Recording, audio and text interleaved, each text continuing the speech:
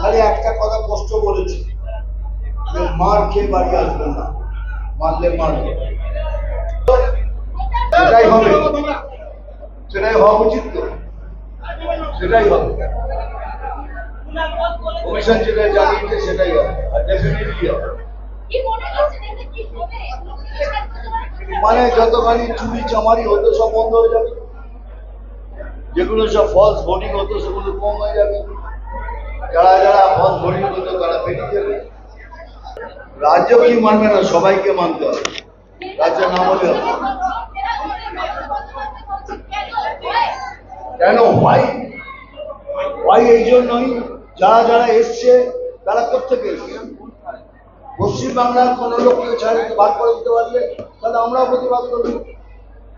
এরা কারা, কোথেকে এসছে সেই জবাব দিন আগে, তারপর আপনার জবাব দেবো।